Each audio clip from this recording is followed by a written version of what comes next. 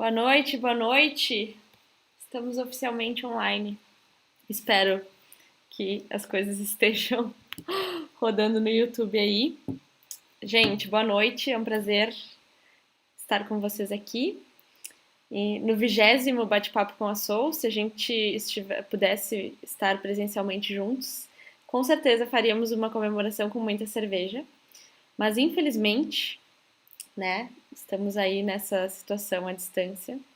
Felizmente, a Marília topou o meu convite. Faz um tempão que eu tô namorando ela para trazer ela para falar no Bate-Papo com a Soul. Talvez no YouTube dê uma travadinha. Eu vou botar um link nos comentários se você quiser acessar com a gente diretamente a transmissão via Google Meet.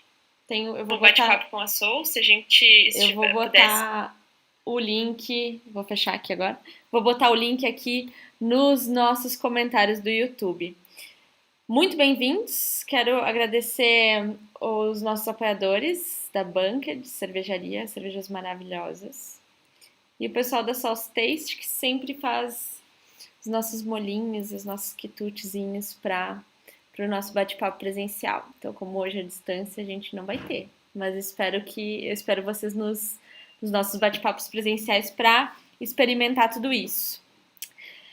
Então, sem mais delongas, vou passar a palavra para a Marília.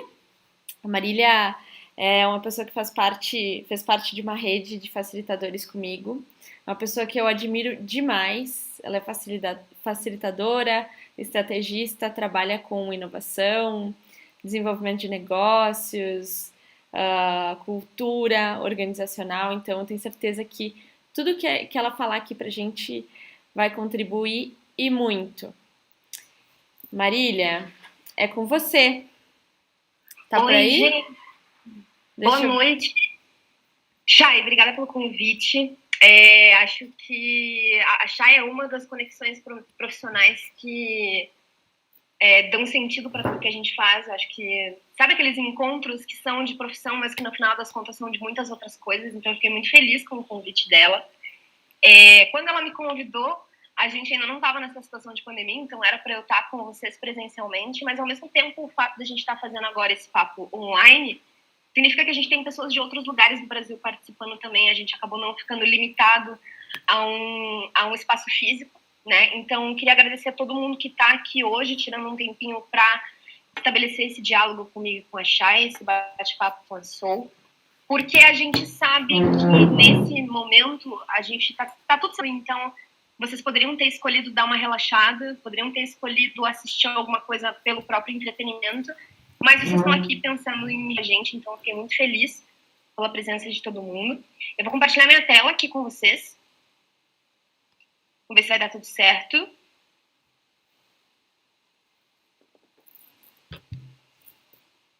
Todo mundo vendo minha tela aí?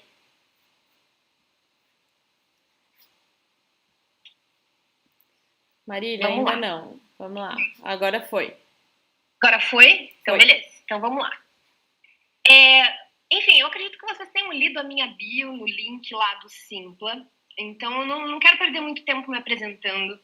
Eu também não vou falar de case. Eu não vou falar de cada uma das organizações que eu represento. Eu gostaria de me apresentar da seguinte forma.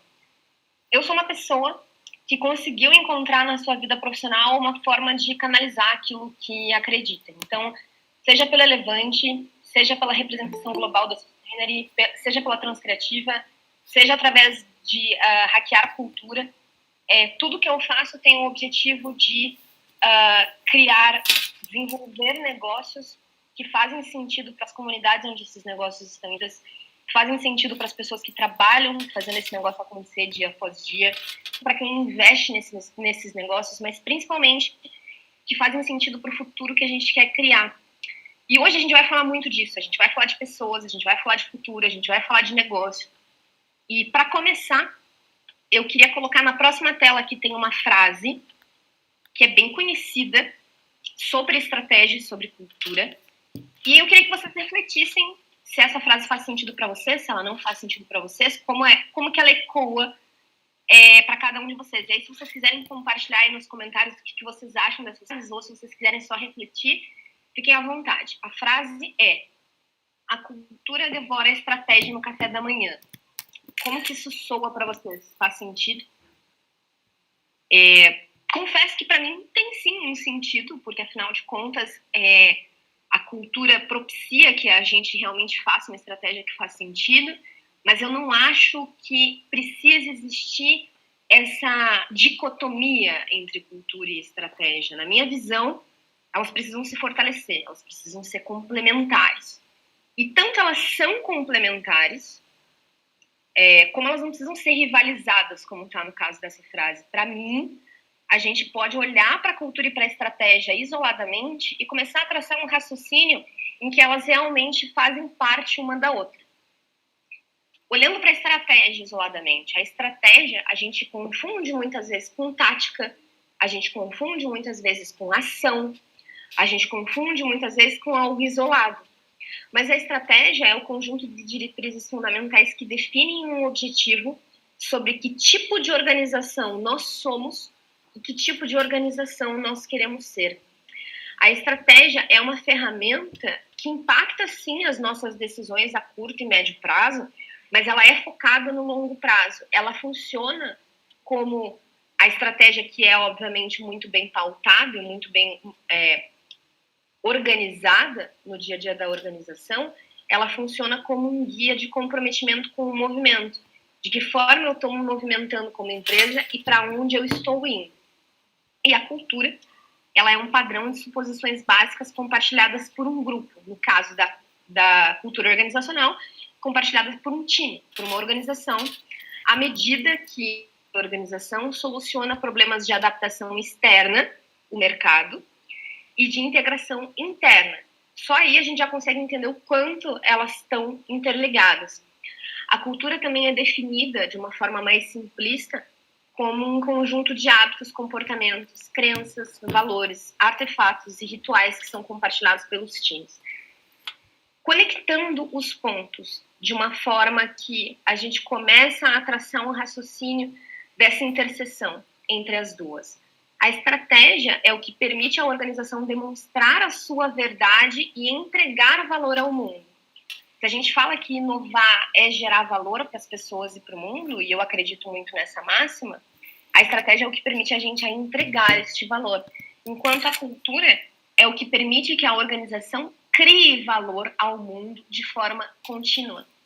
A inovação, inclusive, é diretamente ligada à cultura. Então, aqui a gente já entende que elas precisam caminhar juntas. Elas não podem necessariamente trabalhar de forma em dicotomia. Elas precisam ser conectadas. Numa relação externa, a estratégia tem tudo a ver com a gente fazer escolhas. Enquanto numa relação interna, a cultura, uma cultura adequada, orientada para aquilo que faz sentido, é o que propicia a organização fazer escolhas que fazem sentido. E aí, dentro desse universo de relação interna e relação externa, a gente sabe que a estratégia ela é geralmente muito automaticamente conectada com o resultado. E com o resultado na mais puro sentido da palavra, vendas, por exemplo. Resultado em termos de faturamento, a estratégia é muito conectada com isso. Mas é importante a gente entender que a cultura também é absolutamente conectada com isso. Porque é a cultura que nos propicia criar novas soluções dia após dia, que vão fazer sentido com essa estratégia e que vão fazer com que a gente também consiga novos, melhores resultados. As duas têm tudo a ver com a forma como nós vamos estabelecer as relações, interna e externamente, as relações entre as pessoas que trabalham na empresa e a relação com os públicos que são impactados pelas nossas soluções, pelas nossas demandas. Essa visão precisa ser compartilhada. Se a cultura e a estratégia não tiverem minimamente compartilhadas, não fizerem sentido, a gente não vai conseguir ter os melhores resultados possíveis, inclusive pensando na palavra venda. Esse livro do Daniel Pink tem uma pesquisa, ele fala de uma pesquisa em que demonstra que, independente do segmento, todo tipo de profissional passa pelo menos 40% do tempo se dedicando a argumentar, influenciar e convencer. Uma organização, mesmo quando ela não está conversando diretamente com o seu público, através da sua estratégia, para vender uma solução, para vender uma ideia, internamente dentro da organização, essa venda de ideias e soluções acontece o tempo inteiro.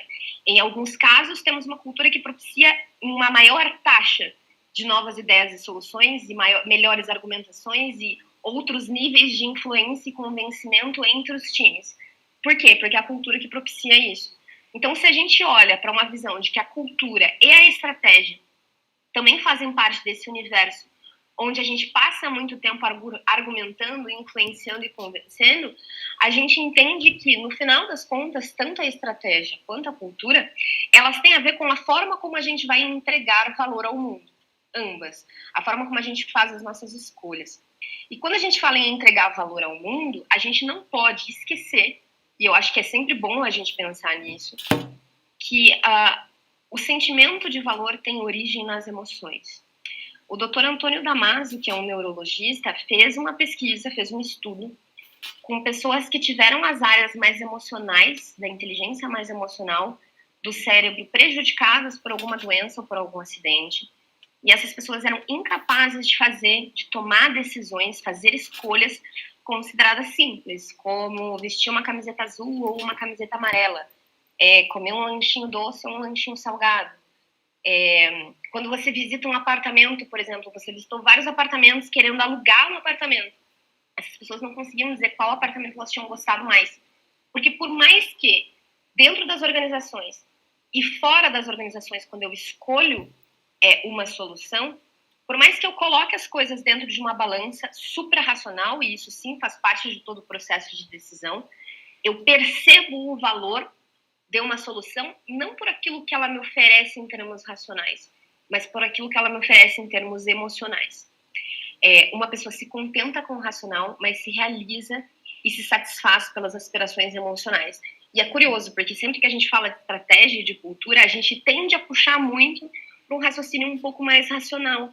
Mas ambas estão absolutamente conectadas em termos de alinhamento de cultura e estratégia caminhando juntas. No que nós realmente acreditamos, no que nós não acreditamos, por que nós estamos fazendo isso, contra o que nós lutamos, e perceba que eu coloquei aqui contra o que nós lutamos e não pelo que nós lutamos, porque nós precisamos ter desafios, precisamos ter objetivos estratégicos, a cultura também precisa ser estrategizada, e o que nós queremos causar dia após dia. Essas frases, esses raciocínios que têm a ver com como eu vou guiar a minha estratégia e também como eu vou guiar a minha cultura, elas são diretamente relacionadas a uma palavra que a gente já está até cansado de ver sendo falada por aí. Porque tem tanta gente falando dessa palavra que a gente até cansa. Falar, é sério que você vai falar disso? Vou falar disso.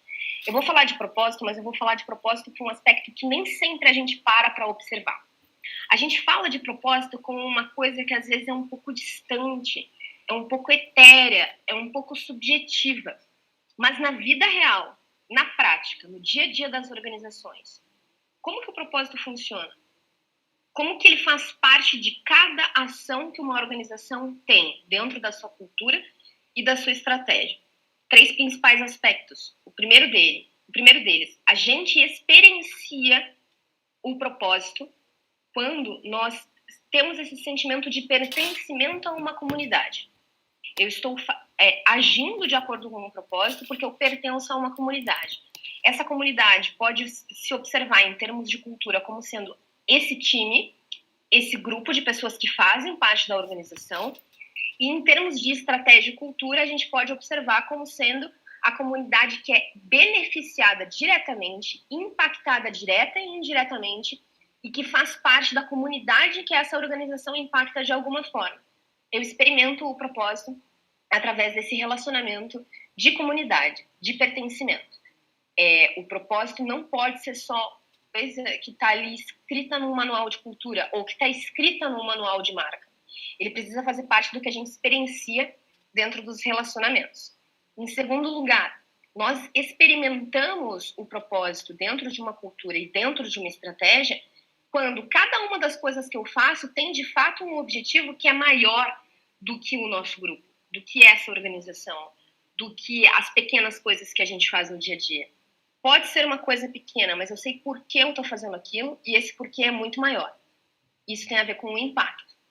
E o terceiro aspecto Nós experienciamos o propósito na prática quando a gente realmente se sente impulsionado por esse propósito e a gente se sente em crescimento pessoal.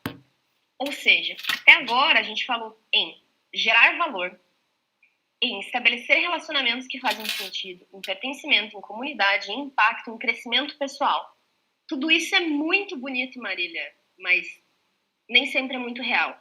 Esse quadrinho aqui, geralmente quando eu mostro, aparece alguém falando, cara, mas para mim o propósito era só uma coisa ali que eu tinha que acreditar, mas eu não sinto isso no meu dia a dia.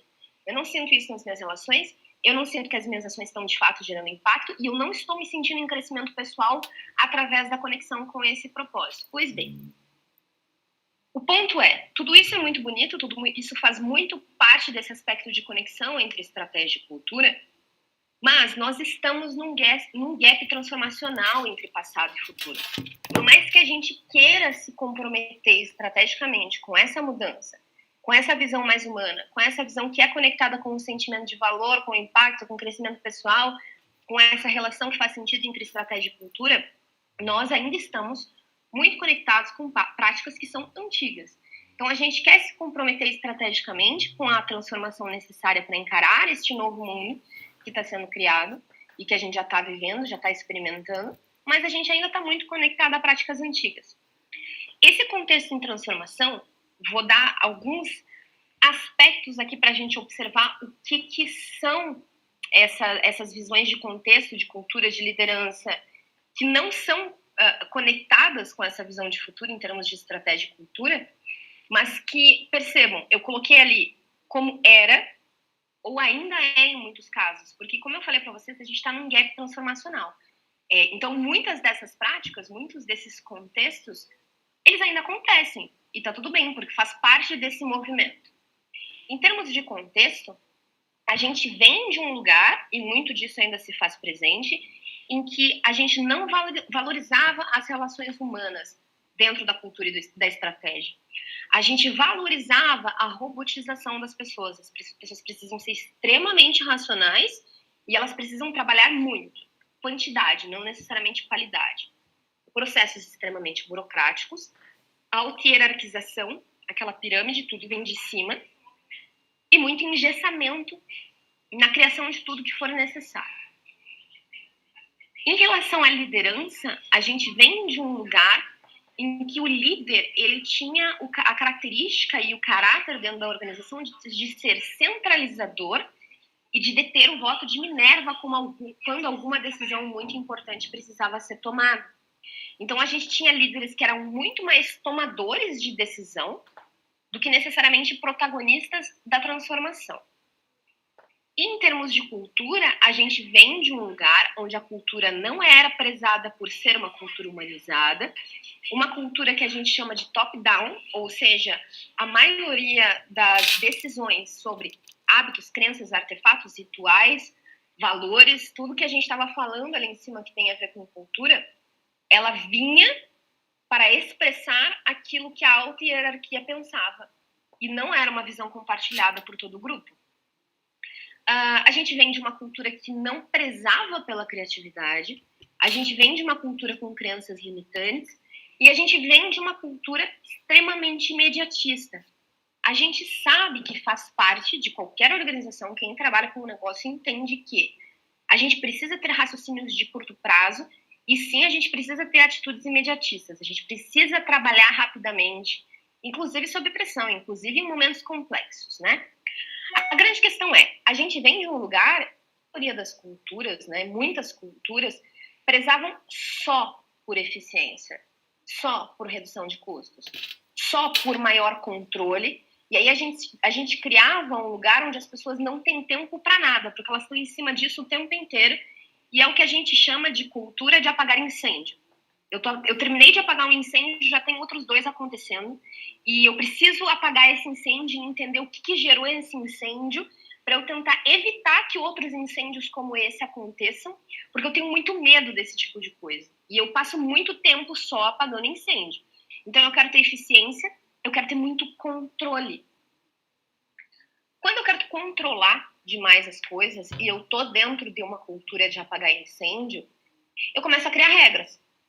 Eu crio 4 regras para cada incêndio que aconteceu para tentar evitar que mais uma vez aconteça um incêndio semelhante. E eu crio mais regras, e mais regras, e mais regras. E vejam bem, por mais que eu seja uma pessoa um pouquinho rebelde, eu não sou contra as regras. As regras são necessárias. Uma placa de pare num cruzamento, por exemplo. Uma regra que evita uma série de coisas horrorosas. Então, é necessária. O problema é o excesso de regras. Quando eu estou extremamente apegado ao comando e ao controle, e eu estou com medo de coisas imprevisíveis acontecerem, eu vou criando regras. Essas regras, elas servem como um roteiro rígido. Elas servem como um seguro. E eu passo a confiar na regra e deixo de permitir que o meu time exercite a sua habilidade de entender de que forma a gente lida com cada um desses problemas. Eu deixo de exercitar a habilidade moral das pessoas e eu deixo de confiar no julgamento das pessoas para confiar em uma regra que eu não sei exatamente de onde surgiu. Então, tem muita empresa, e até dentro da nossa própria sociedade, a gente passa muito tempo respeitando determinadas regras que a gente não sabe nem qual foi a origem. A gente simplesmente acredita porque sempre foi assim. Isso é o que o Alfred Schutz chama de fundos de conhecimento à mão. Ele é um sociólogo e ele diz que nós fomos doutrinados no decorrer da evolução da humanidade para desejar e amar a certeza, a durabilidade e a permanência. Então a gente cria e a gente concorda e a gente acorda uma série de acordos que ele chama de fundos de conhecimento à mão, que servem basicamente para a gente entender onde cada coisa tem o seu lugar, onde cada pessoa tem o seu lugar. Então, são basicamente regras que nos permitem conviver dentro de um ecossistema de uma forma minimamente pacífica, que permita a gente ter um pouquinho mais de certeza, durabilidade e permanência, já que nós, como seres humanos, somos doutrinados para prezar por isso. O grande problema é que a gente não vai conseguir ultrapassar esse gap transformacional se a gente continuar confiando em muitas respostas antigas ou óbvias, em regras que foram criadas por medo, em regras que foram criadas com base em certeza, durabilidade e permanência. A gente precisa ter um olhar questionador para os aspectos de estratégia, para os aspectos de cultura, porque é isso que vai nos aproximar de uma transformação real em termos de organização, em termos de evolução das empresas. Quando a gente questiona um possível fundo de conhecimento à mão, um possível costume que deixou de fazer sentido, mas ninguém nunca questionou, a gente está demonstrando um nível mais elaborado de pensamento que é baseado em aceitar que o meu conhecimento sobre uma situação não é completo nem perfeito. Questionar, inclusive, é de onde parte o processo de inovação.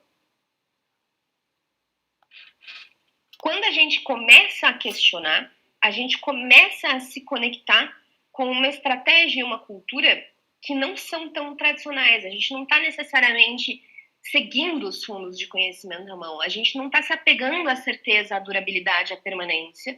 E a gente está começando a entender a estratégia e a cultura como passíveis de serem desenhadas para o mundo VUCA. Assim como o propósito, VUCA também é uma coisa que está, enfim, até banalizando. Tem gente falando de VUCA de uma forma que até não faz muito sentido por aí. Eu até pensei se eu ia trazer o VUCA para cá ou não hoje, mas eu achei legal trazer. Por quê? Porque o VUCA é exatamente o que a gente está vivendo agora. Eu tenho certeza que muitos de vocês estão vivendo vários desafios nos seus trabalhos, e a gente está vendo muitos desafios acontecendo em termos de mundo, em termos de Brasil. Essa crise que a gente está vivendo agora é um exemplo de uma situação de mundo VUCA, porque a gente está presenciando a volatilidade, a natureza, a velocidade, o volume e a magnitude das mudanças. Elas não têm necessariamente um padrão que a gente consegue simplesmente olhar e entender.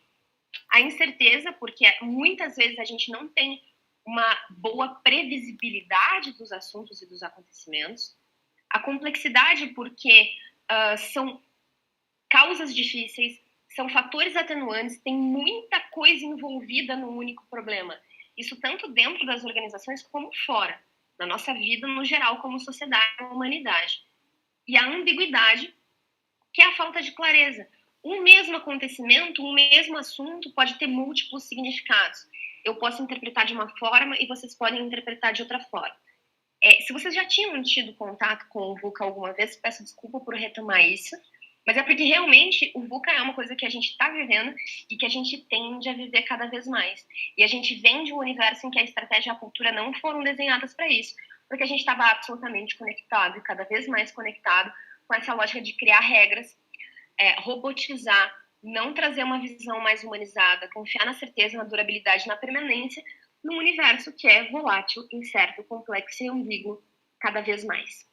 Dentro de VUCA, mais uma palavrinha aqui também, como está se falando disso ultimamente. Mas eu quero trazer uma outra visão. A gente fala muito de protagonismo ultimamente, e ele é realmente um conceito que é muito poderoso e que ele é muito necessário dentro de uma cultura e dentro de uma estratégia. E dentro de uma visão de que as organizações podem ser protagonistas de transformação. Mas o protagonismo, a gente trabalha ele, a gente costuma olhar para ele de uma forma que não é exatamente também tão simples. O protagonismo, ele é baseado em algo que a gente chama de sabedoria prática. A sabedoria prática é a virtude que permite todas as outras. Então, se eu quero um time que é protagonista na hora de implementar estratégias, na hora de criar e de repensar estratégias, e que mantenha uma cultura de protagonismo, eu preciso olhar para isso, antes de qualquer outra coisa. Sabedoria prática. Uma pessoa sábia, ela não nasce pronta. Ninguém nasce sábio. A pessoa sábia é criada. Para ela ser uma pessoa sábia, ela precisa entender quando e como abrir exceção a cada regra. A gente estava falando agora há pouco dessa mudança de contexto que a gente está vivendo e que a gente vem de um contexto em que o que era valorizado era o não humanizado, era o robotizado. O que é robotizado? É repetir padrões. O que é robotizado? O que é não humanizado? O que é não criativo? É confiar mais na regra do que na sabedoria humana. Uma pessoa sábia sabe como improvisar. Por quê? Porque ela teve liberdade de experimentação. E uma pessoa sábia entende como usar habilidades morais a serviço dos objetivos corretos. Então, se eu estou absolutamente agarrado na certeza, na durabilidade, na permanência, e sigo criando regras para evitar um monte de incêndio, e crio a cultura de apagar incêndio, e valorizo o robotizado, e valorizo o não humanizado, qual a chance de eu criar um ambiente onde a sabedoria prática e o protagonismo vão acontecer? E é muito importante a gente dizer que a pessoa brilhante, e que às vezes tem uma ideia, nossa, totalmente fora da caixa e super legal, não necessariamente é uma pessoa sábia. Muitas vezes a gente vai encontrar sabedoria em lugares da empresa que a gente não imaginava. Sem essa sabedoria, sem esse olhar de fato humano, brilhantismo não é suficiente, porque ele não vai conseguir ir até o fim da implementação, ele não vai passar, de fato, impactar as pessoas que fazem parte dessa comunidade. É por causa dessa visão de sabedoria prática que a gente tem acompanhado, acho que todo mundo que trabalha de alguma forma com conexão com o desenvolvimento de pessoas e cultura organizacional voltada para a inovação, tem acompanhado o aumento da demanda das empresas buscarem melhorar a autonomia dos times. A pessoa, em relação ao seu cargo, ela teria autonomia para tomar determinadas decisões, ou seja, ela teria liberdade para usar isso aqui.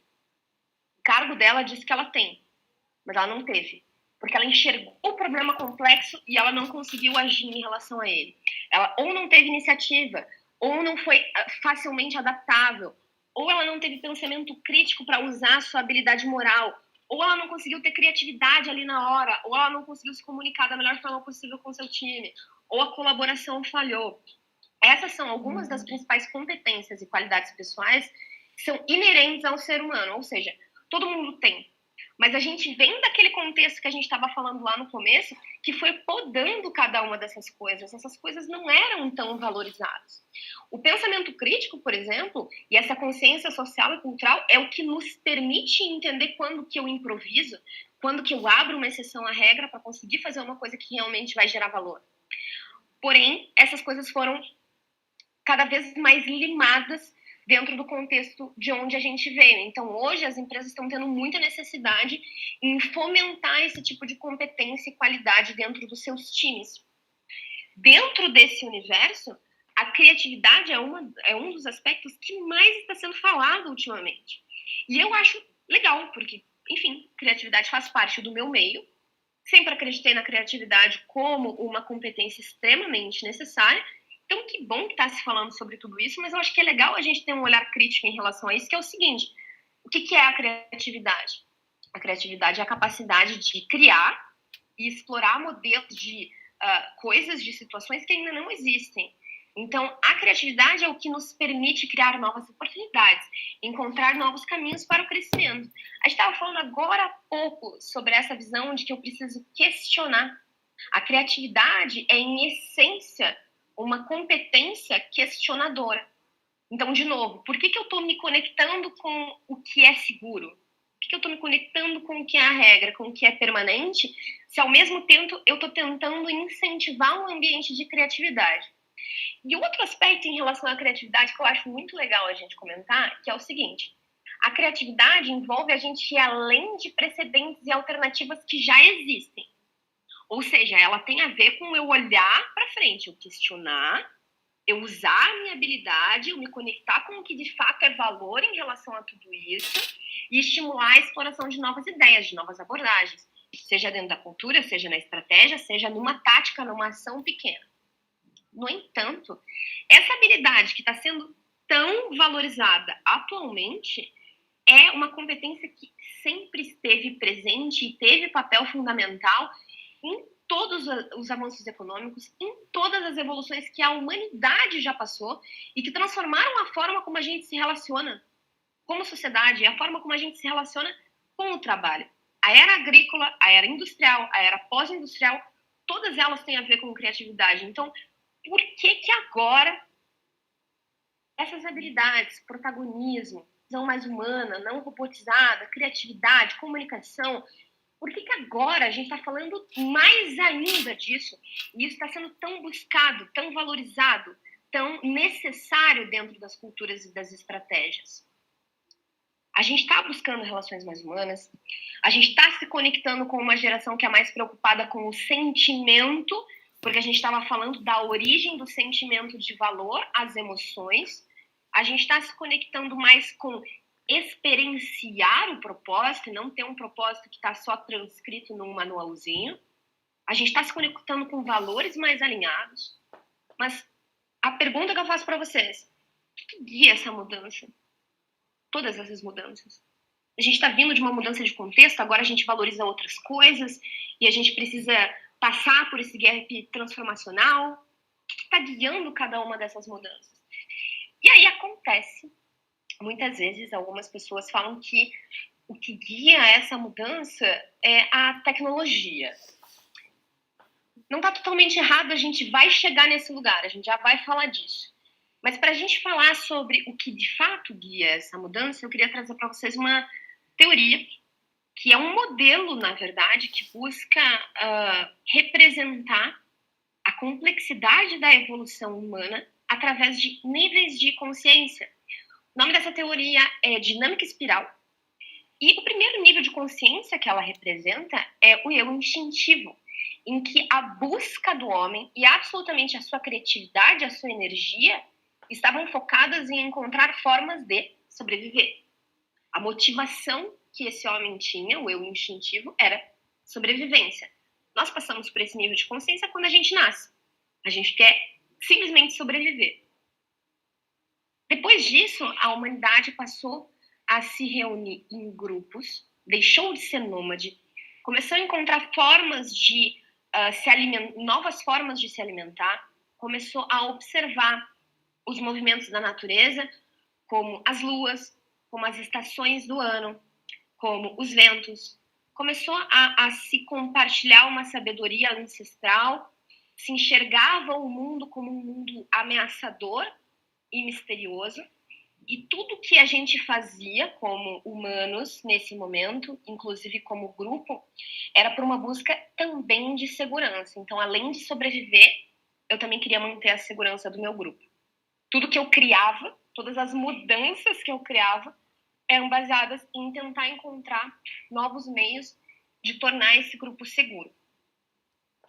Depois disso, pela primeira vez na história da humanidade, o ser humano entendeu que ele era capaz de se destacar dos outros, se destacar do rebanho. E ele passou a ter uma busca, uma motivação de poder. Se criou uma dinâmica de eu te protejo e garanto a sua sobrevivência se você me servir. Talvez vocês já estejam conectando isso com alguns momentos históricos da história da humanidade propriamente dita. Depois disso, o ser humano passou a se conectar com um desejo muito forte pelas regras, pela ordem. Então, para aquilo que era certo, existia uma punição. Para aquilo que era certo, existia uma recompensa. Para aquilo que era errado, existia uma punição. Porque era tudo muito claro. O que é certo, o que é errado. O que é preto, o que é branco. O 8 ou 80. Eu tenho uma necessidade de regra. Eu tenho uma necessidade de ordem. Depois disso, o ser humano começou a enxergar o mundo como um jogo de vencedores e perdedores. Talvez vocês já tenham ouvido algum conselho que começa tipo, para você vencer na vida, você tem que... Complete a frase. Reticências. Eu ouvi esse tipo de conselho. Acho que a maioria das pessoas ouviram esse tipo de conselho. Ele é relacionado a esse nível de consciência que é um nível de consciência mais recente.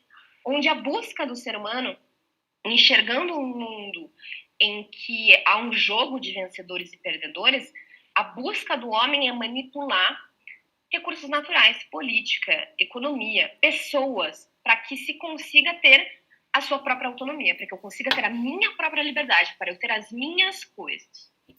Pois bem, para ilustrar, para ficar um pouquinho mais fácil, o eu instintivo, que é a busca por sobrevivência, a gente pode conectar com o homem primitivo.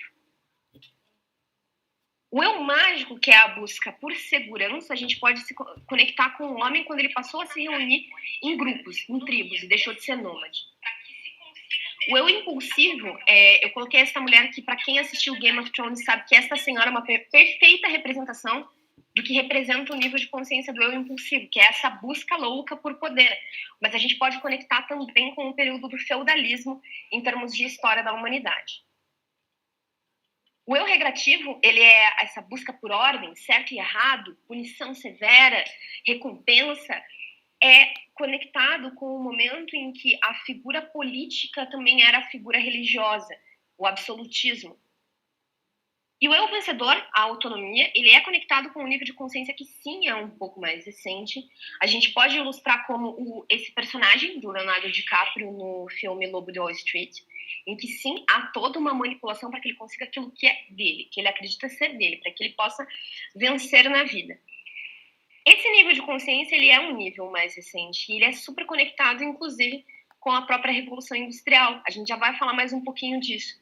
Só que acima do eu vencedor, a gente já tem um nível de consciência que já se faz presente e que a gente já busca em termos de estratégia e cultura. Já tem muita empresa muito mais conectada com essa visão de conhecimento, com essa visão mais próxima do coletivo, com essa visão de hierarquias menos rígidas, com visão de desenvolvimento de pessoas propriamente dito.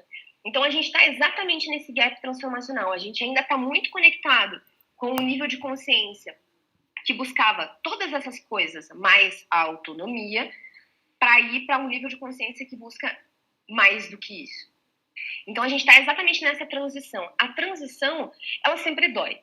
A transição, ela sempre traz discussões polarizadas, ela traz gente fazendo diferente, a gente ficando um pouco chocado, depois um monte de gente vai fazer junto. Enfim, a gente está passando exatamente por esse momento. Segundo essa teoria da dinâmica espiral, a gente ainda tem outros níveis de consciência acima, mas entre esse nível para o qual a gente está transicionando agora e os próximos, a gente vai passar por uma transformação radical. Então, por mais que mudar seja uma coisa que dói, segundo essa teoria, a gente ainda vai passar por uma transformação que vai ser mais complexa ainda. Agora, a questão é a seguinte: se eu entendo que estamos, como humanidade, passando por uma transformação, não é só uma questão de transformação da tecnologia, não é só uma questão de transformação da forma como as pessoas consomem, mas sim, qual que é a questão? Se em cada um desses níveis de consciência o ser humano se conectava a uma motivação que o fazia criar algo que fazia com que a forma como as pessoas conviviam mudasse. Então, passei a conviver em tribo, passei a conviver em impérios e feudalismos, passei a entender o Estado-nação, o absolutismo, passei para a democracia capitalista. Agora estou passando para um outro momento mais conectado com o conhecimento. E assim eu vou criando soluções, tecnologias que vão de acordo com essa motivação de cada um dos níveis de consciência, certo? Olhando para isso, já que a gente está falando em transformação, eu acho que é muito legal a gente olhar de uma forma um pouco mais crítica para essa transformação. Quando a gente fala em transformar a cultura, em transformar as organizações, e a gente quer, de fato, conectá-las com essa evolução, com essa revolução humana que a gente se propôs a discutir hoje aqui, eu acho que uma forma da gente olhar para isso é trazendo, inclusive, uma metodologia de inovação. Eu coloquei de uma forma um pouco mais simplificada aqui. Ela é realmente um método que a gente consegue implementar dentro das organizações para infinitos fins. Para muitos fins ela pode ser usada, mas eu trouxe aqui uma representação adaptada para a gente poder olhar para isso, para essa transformação de uma forma um pouco mais crítica. Essa metodologia ela se baseia em dar o mesmo peso a 3 caixas, sendo elas, a primeira box, Manage the Present, como nós estamos lidando com o presente, ou seja, o que eu preciso observar em termos de processo, comportamentos, hábitos, filosofias, consciência, que me permite ter um presente fluido, eficaz, eficiente. Vamos cuidar desse presente. Vou dar bastante peso a isso, com certeza. É importante que a gente dê peso a isso. A gente precisa que o presente seja fluido em termos de eficiência e eficácia. E aí a gente olha para a segunda caixa e dá também o mesmo peso. Essa segunda caixa aqui é a mais complexa de todas. Essa caixa diz respeito a seletivamente abandonar o passado. É a hora da gente abandonar tudo que é desnecessário para a gente conseguir criar um futuro que faça mais sentido. Nessa caixa, a gente vai ter que seletivamente descartar algumas mentalidades, práticas, políticas, visões, processos que não fazem mais sentido para que a gente consiga colocar o peso necessário em criar o futuro. Atualmente, quando a gente fala em estratégias orientadas para o futuro, em cultura orientada para o futuro, a gente olha para o Manage the Present, a gente olha para o Create the Future. A gente não olha para o passado e o que a gente de fato precisa abandonar em relação ao nosso passado. Agora, para a gente realmente conseguir ultrapassar esse gap transformacional e fazer com as nossas estratégias e as nossas culturas façam sentido com esse novo momento que a gente tende a viver daqui para frente, em termos de evolução de humanidade, a gente vai precisar abandonar algumas práticas, a gente vai precisar passar por isso. A gente falou agora há pouco, né, que o que guia a transformação tem a ver com tecnologia. E tem mesmo. Por quê? A gente estava falando de abandonar ideias, abandonar práticas, olhar para certas coisas. A gente estava falando também sobre o que guia a mudança. E, de fato, a interseção entre cultura e estratégia, olhando para a evolução, olhando para a revolução dos negócios daqui para frente, tem tudo a ver com tecnologia, mas tem tudo a ver com tecnologia das ideias.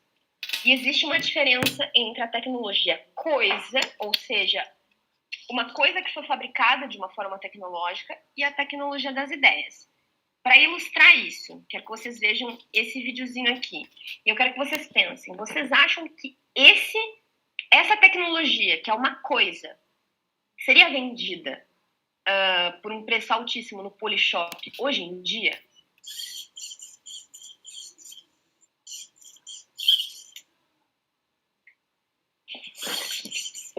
Provavelmente não, né? Por quê? Existe uma coisa crucial que diferencia uma tecnologia coisa, como aquele robozinho ali de passar batom, e a tecnologia das ideias. Uma tecnologia ruim, uma tecnologia que é uma coisa, ou ela desaparece ou ela é aprimorada, certo? É a mesma lógica dos Ds da tecnologia exponencial. A gente tem um momento ali de decepção, a gente tem um momento de democratização, quando a tecnologia deu certo e todo mundo começa a ter acesso a ela. Então, as tecnologias elas tendem a ser aprimoradas até elas fazerem sentido, virem a mercado, serem democratizadas e todo mundo passar a integrar isso nos seus dias-dias. Nos seus dia-a-dia. Dias-dias? não sei.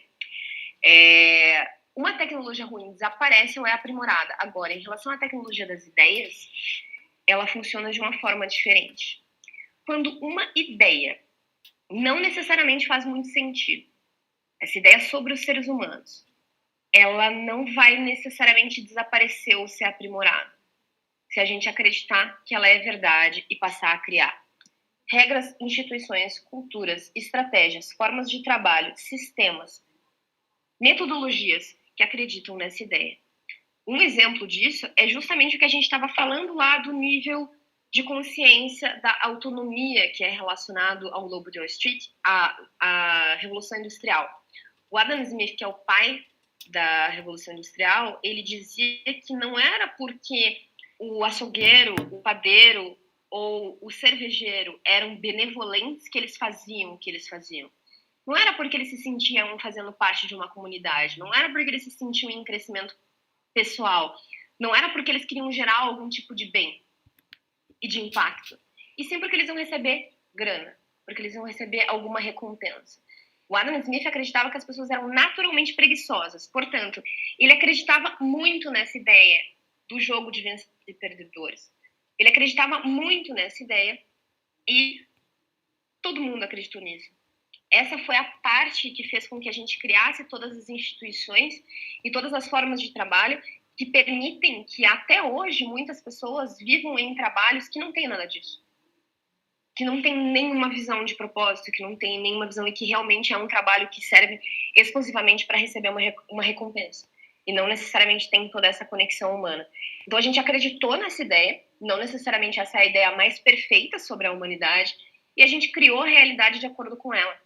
A forma como a gente enxerga a humanidade cria as circunstâncias, cria a forma como as coisas vão acontecer dali para frente. A nossa natureza humana, ela é muito mais criada do que descoberta. A gente cria esse contexto com base nessa tecnologia das ideias. A tecnologia das ideias, a tecnologia da consciência, a tecnologia do tipo de formato das coisas, da forma como a gente formata tudo, é o que nos permite criar essa natureza humana. E aí a principal pergunta que eu faço para vocês em relação a essa revolução de negócios que a gente tende a viver daqui para frente é: que tipo de natureza humana nós queremos ajudar a moldar através das nossas estratégias e culturas? Para ajudar a observar para o tipo de questionamento que a gente pode se fazer em relação às nossas estratégias e às nossas culturas, eu tenho alguns alinhamentos de valores que eu acho que é interessante a gente ter em mente para observar. O primeiro deles, eu vou começar aqui por baixo. Práticas coletivas, responsabilidade, cooperação, confiança nas pessoas e transparência. Do lado esquerdo, embaixo, valores humanos, dignidade humana, direitos, liberdade e diversidade. São aspectos que já são bastante discutidos e que a gente precisa, sim, observar. Benefícios compartilhados. Beneficiar, capacitar, compartilhar prosperidade para o maior número de pessoas. Pensar na organização como essa forma de impacto, comunidade e crescimento pessoal. E por último, mas extremamente importante, principalmente nos dias de hoje, a gente precisa observar a nossa estratégia, a nossa cultura de uma maneira em que nós não vamos subverter os processos sociais e cívicos dos quais depende a saúde da sociedade. A gente vê muitos considerados cases de sucesso hoje que são baseados em encontrar formas de tirar direitos das pessoas, de piorar a vida de algumas pessoas para melhorar de outras, de tornar algumas pessoas vivendo em ambientes em que o trabalho não faz nenhum sentido, não tem nada a ver com toda essa discussão que a gente teve até agora. Eu imagino que vocês devem ter visto alguns conteúdos em relação a isso, principalmente depois que a pandemia estourou. Tem muitos casos de negócio que muito claramente estão subvertendo os processos sociais e cívicos dos quais dependem a saúde da sociedade. Então, olhar para a não subversão, melhorar ao invés de subverter, benefícios compartilhados, valores humanos e práticas coletivas são alguns dos aspectos que a gente pode refletir desde já para a gente, de fato, começar a refletir sobre o tipo de natureza humana que as nossas estratégias estão influenciando, que a nossa cultura está influenciando, porque está. No final das contas, o futuro é feito à mão. Absolutamente todas essas revoluções Tudo que aconteceu até hoje em termos de humanidade foi guiado pela forma como a gente é enxergado. Então a gente precisa entender que sim, o tipo de decisão que a gente toma hoje como organização dentro de cultura e estratégia vai influenciar. O futuro é feito à mão e é feito a muitas mãos. Então é legal a gente questionar esse tipo de coisa. E para finalizar, a última mensagem que eu gostaria de deixar para vocês diante de tudo isso é: eu espero do fundo do meu coração que as escolhas estratégicas de vocês e as escolhas dentro dessa convivência em grupo, dentro da cultura, reflitam as esperanças de vocês nesse futuro que é feito à mão, e não os medos. E é isso, agora eu quero ver o que vocês acharam, quero conversar.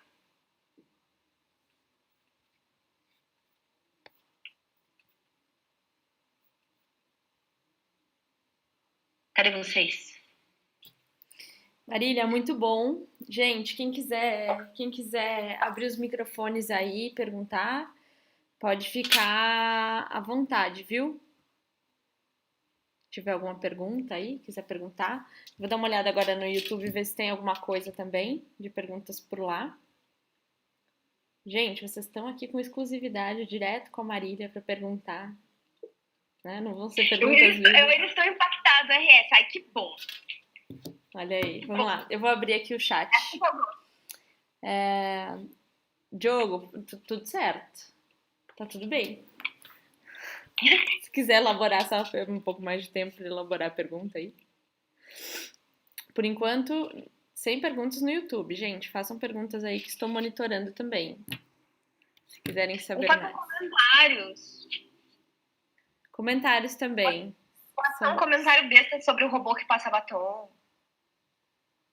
Acho que eu tô precisando de um desse, hein? Pois é, seria bom, né? Tem um filtro no Instagram que é um robozinho que vai passando rímel e vai fazendo as coisas. Porra, podia ter um desse de verdade, né? Podia. E aí, gente? Mas aí, ó, aquele robô ali, daquela menina, ela faz robôs que não deu certo.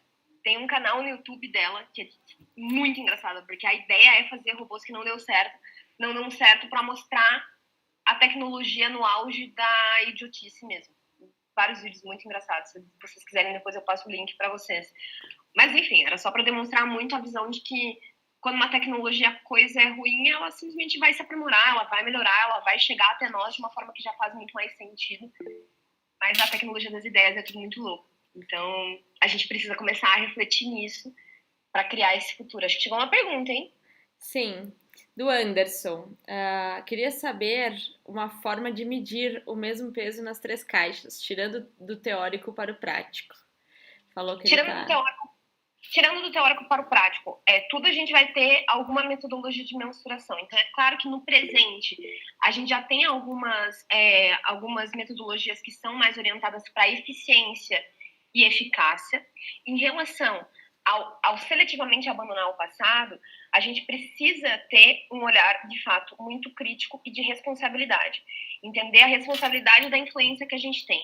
Eu acho que o principal aspecto que a gente pode olhar em relação a abandonar seletivamente o passado é olhar o tipo de prática que nos impede de criar o futuro que a gente quer. Então, olhar para aqueles aspectos de alinhamento de valores que eu trouxe ali para vocês é um ponto de partida, mas como a gente vai dar o mesmo peso para criar o futuro, no criar o futuro, o que a gente utilizaria é metodologia de mensuração de impacto. E aí existem muitas. A gente precisa ter uma metodologia de mensuração de impacto que faça sentido para esse projeto que a gente está criando. Uma forma da gente entender isso, essas tree boxes, de uma forma um pouquinho mais clara, eu acho que vale a pena vocês darem uma olhada na teoria da mudança. A teoria da mudança, a gente tem como preencher e entender exatamente cada um desses aspectos que a gente quer transformar e mensurar. Então, para tudo vai ter, dentro das coisas, vai ter várias metodologias. Então, teoria da mudança é uma das que ajuda muito a ter essa visão um pouco mais prática. Muito bem. Mais uma pergunta aí do Anderson. Hoje se fala muito de ser produtivo. Tem mais. Desculpa, tava com o microfone desligado. Hoje se fala muito de ser produtivo nessa quarentena, mas é um alinhamento meio ultrapassado no que é produção, número e resultado, e no que é realmente impactante de fato. Muito bem, é um comentário. A gente tem E ainda tem muitos gestores que estão tendo muito problema por estarem muito conectados com o comando e controle, e que nesse momento de trabalho remoto, o comando e controle está passando, obviamente, por praticamente um soco na cara do comando e controle nesse momento, em que a gente precisa olhar mais para a qualidade das entregas, e não para a quantidade, não por tempo que a pessoa está sentada com a bunda na cadeira. Então, esse comentário é muito pertinente nesse momento. E na verdade isso já tá aí há quanto tempo, né? Há quanto tempo que a gente tá falando que comando e controle não vai funcionar? E eu acho que tudo isso que a gente tá vivendo, a gente sempre falou que a tecnologia não pede licença, né? E isso acabou sendo mais forte diante de uma pandemia, onde a gente teve que usar algo que a gente estava falando há muito tempo que ia aparecer dentro dos negócios, né? Sim, eu tava louca pra conversar contigo sobre isso, porque quanto tempo faz que a gente fala sobre isso? É verdade. A gente fala bastante tempo sobre isso. Tá sendo legal ver, mas ao mesmo tempo tá sendo assustador ver o quanto muita gente que, em teoria, já tinha passado por transformação cultural não estava nem um pouco preparada para esse cenário. Uhum. Então, é um pouco assustador também. Ao mesmo tempo que, cara, era tudo verdade. Nesse momento, muitas coisas que a gente dizia não dá vontade de falar, eu avisei, porque tá sendo ruim. Então, enfim. Não, e engraçado que até tive clientes já falando assim pra mim, não, Chaise, mas isso aqui em Caxias é muito distante, home office. Isso é muito distante. E aí Sim. eu tô contatando alguns clientes agora, enfim, nesses últimos dias, e eles falam assim pra mim, você avisou, né? A gente não quis escutar. Eu falo assim, não, gente, não quer dizer que. Só um pouquinho, né? Eu falei porque eu gostaria que vocês se preparassem para um momento diferente, né? Mas é claro que a gente tá tendo que se adaptar nesse momento. Assim. Claro, e ao mesmo tempo a gente tem surpresas muito positivas de organizações que conseguiram se adaptar muito rapidamente, não só ao trabalho remoto, mas como conseguiram começar a gerar valor de outras formas, de repente, por causa da situação que a gente está vivendo. Então, enfim, esse é um momento que, no final das contas, é um ótimo momento para a gente falar sobre isso, né? Então, enfim. O Diogo perguntou uma coisa aqui que eu achei legal também. Se você conseguir abrir aí, para mim fica melhor. Abrir as perguntas. Ele falou, em um determinado momento você falou sobre cadeia de comando e controle nas organizações atuais. Você acha que as pessoas estão preparadas para serem livres e não ter alguém que fale o que deve e pode ser feito? Ou ainda está preso a um grupo de pessoas mais seleto? Eu acho que não, as pessoas não estão necessariamente preparadas para isso, e principalmente as organizações podem não estar preparadas para isso. Mas a gente já tem muitos casos de organizações que têm gestão muito mais horizontal, só que para isso, sim, existe uma transição, existe uma preparação. Não é do nada, eu vou chegar e falar assim, beleza, galera, agora é tudo horizontal, cada um que se vira. E existe, obviamente, um processo muito legal e que eu acho é um desafio muito legal para você implementar um formato que é mais orientado para a autogestão. Isso passa por preparar as pessoas, isso passa por preparar a cultura, isso passa por preparar a estratégia, isso passa por capacitação, por facilitação, por envolver as pessoas nessa transformação. Porque não é uma questão de eu chegar lá e falar, pronto, agora essa empresa é horizontal, pronto, essa empresa não tem mais comando e controle. Tem que passar por uma transformação muito louca. E aí tem uma série de cases que são muito legais em relação a isso. Um case que eu acho que é mais próximo de nós e que vale a pena dar uma lida é o da Mercury, de borrachas. Eles passaram por uma transformação, inclusive por se tornar uma empresa que é muito mais consciente em vários aspectos, e o modelo de gestão deles hoje é muito diferente. Então a gente precisa entender método, a gente precisa mensurar um monte de coisa. Não é uma coisa que acontece do nada, é um processo e que sim é possível. Eu não acho que ninguém está necessariamente preparado, mas eu acho que é muito possível preparar e acredito muito nisso. Eu acho que é importante, né, só fazendo um adendo, porque aí essa é a minha área né, de desenvolvimento de liderança. As pessoas precisam aprender a deixar o ego de lado. Isso é muito difícil, né? Então, quando a gente fala dessa transformação, a gente precisa ter um sponsor ou alguém que acredite que isso é importante, que essa questão da autogestão é importante, que uma gestão horizontal é importante, né? E que dissemine, né? Que fortaleça esse tipo de comportamento dentro da organização. E isso, às vezes, é o desafio, né?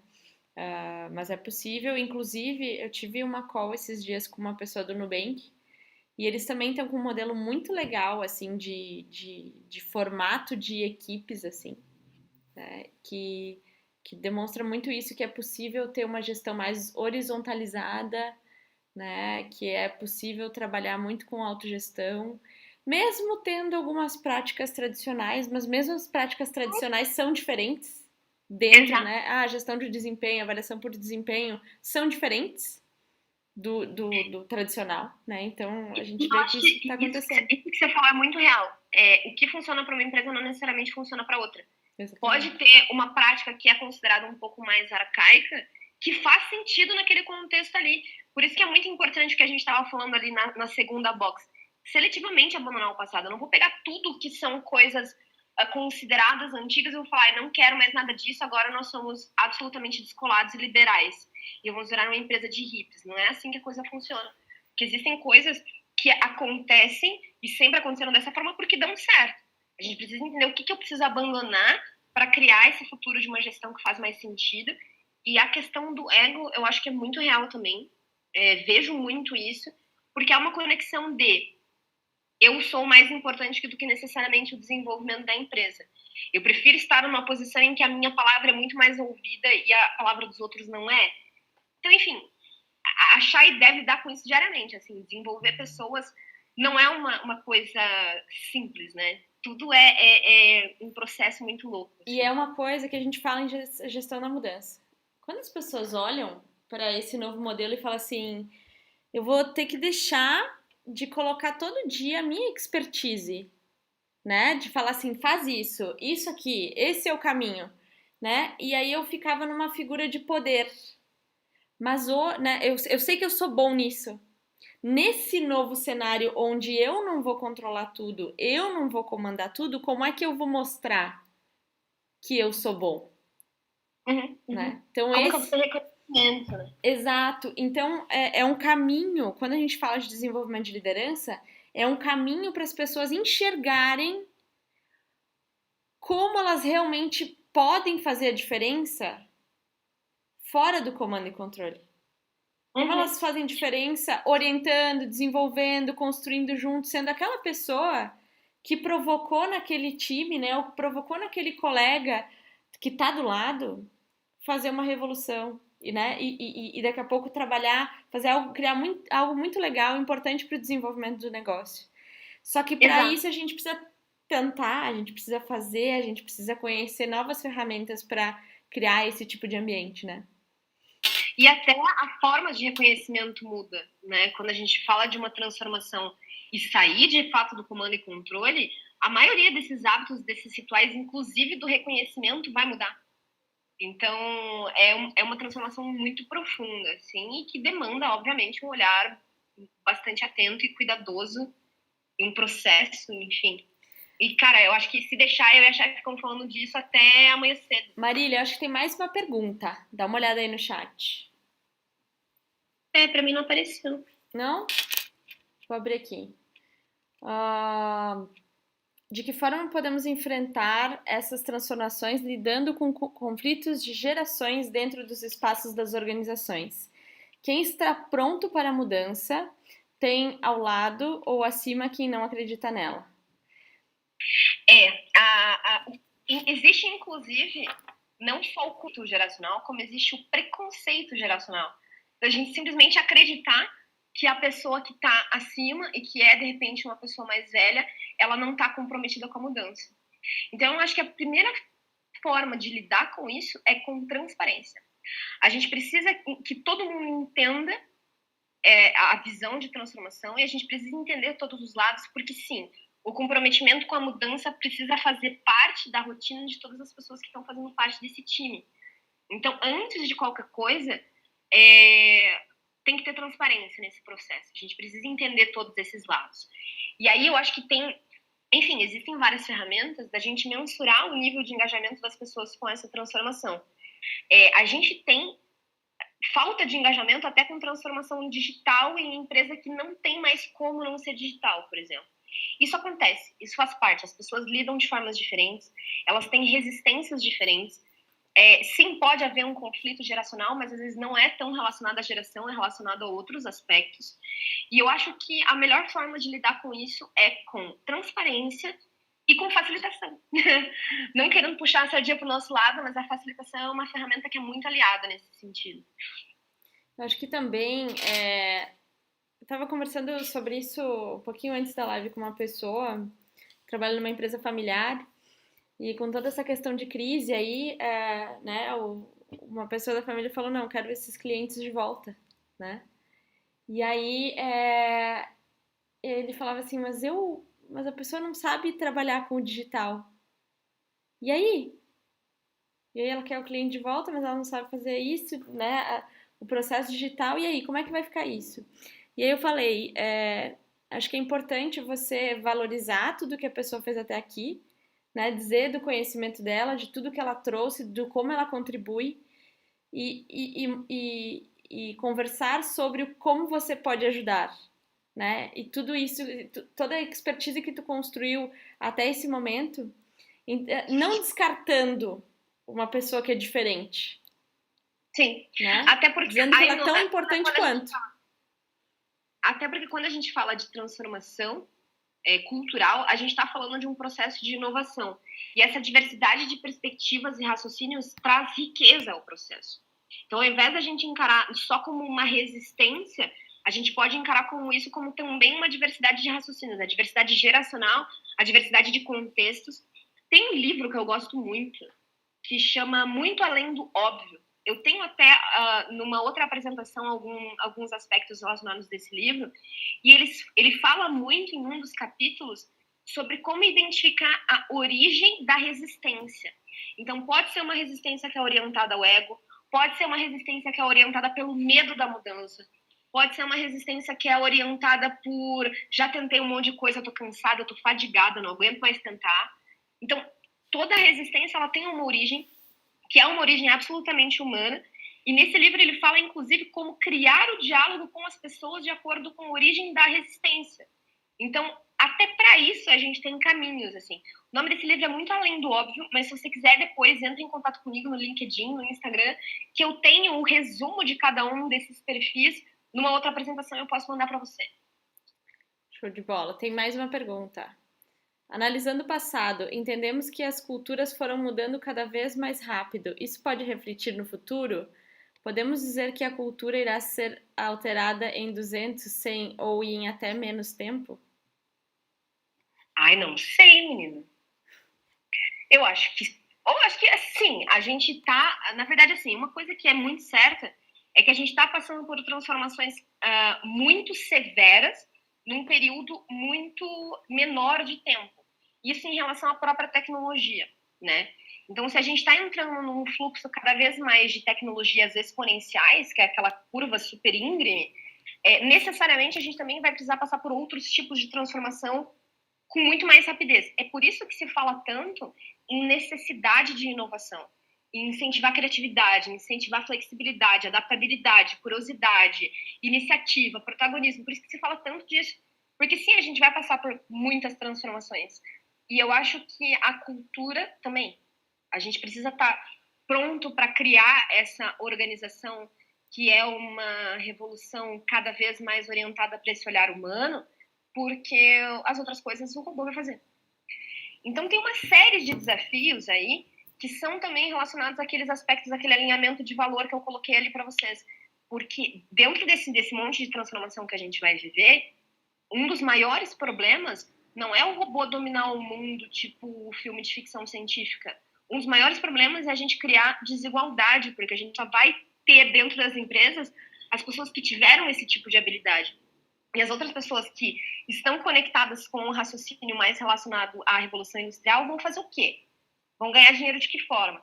Então, quando eu falo e saliento muito a questão ali da não subversão dos processos que mantêm a saúde da sociedade, a gente precisa olhar para isso. Porque sim, a gente vai passar por transformações muito complexas, a gente já está vendo muito dessas coisas acontecerem. Agora, quantificar que a cultura vai ser alterada em 200, 100% em menos tempo, aí, cara, eu acho que se alguém te disser alguma coisa nesse sentido, é chute.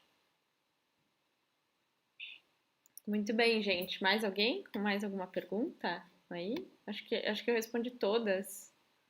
Acho que sim. Que eu direcionei todas. Mas de qualquer forma, gente, esse papo é muito bom. Quem quiser trocar mais ideias sobre isso, fala comigo.